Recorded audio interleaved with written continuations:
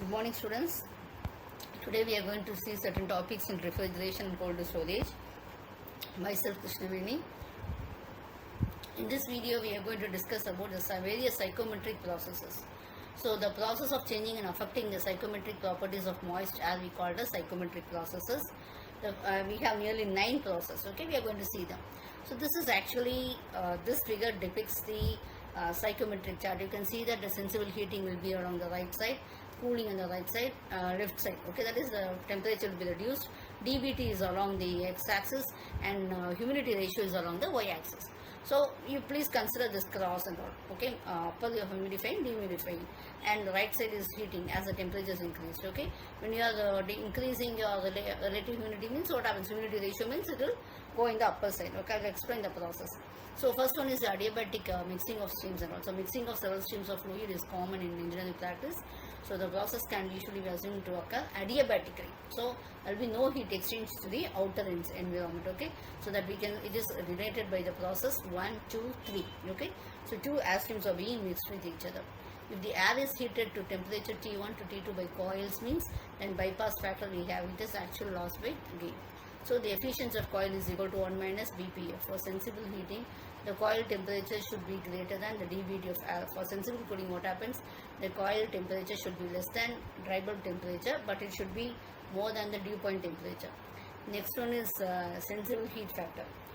The heat added during the psychometric process, it can be divided into sensible heat and also latent heat. Okay, so sensible heat factor is equal to sensible heat divided by sensible heat plus latent heat. Okay, we consider the heat process, we are dividing into sensible heat and latent heat. So room sensible heat factor is the ratio of the room sensible heat to the summation of room sensible heat and room latent heat. Okay, so that we have to consider.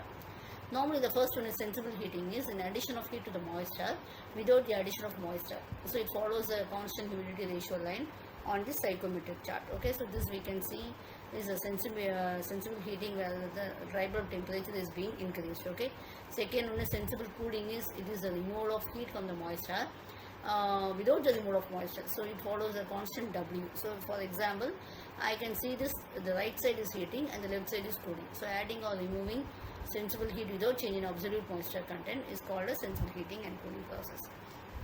Next one is cooling and humidifying. So it is a removal of heat and moisture from moist air. So it will involve both sensible and also the latent heat transfer.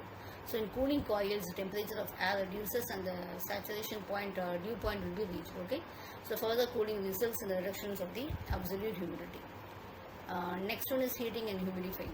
So what happens? We are adding the heat and also moisture. Okay, so what happens is it will involve both sensible and also the latent heat transfer. Next one is humidifying. When you take it as humidifying, it is actually the addition of moisture, but we are not adding any other heat. It is only the addition of moisture to the moist air. Okay, so it is what happens is adding moisture at constant temperatures will be represented as a vertical line because there is no change in the temperature. So that only it is being represented as a vertical line. Dehumidifications means the process in which the moisture or water vapor can be removed from the air, keeping its dry temperature.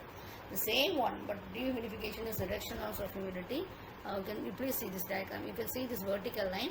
So in the vertical line, you can see there's no change in the temperature.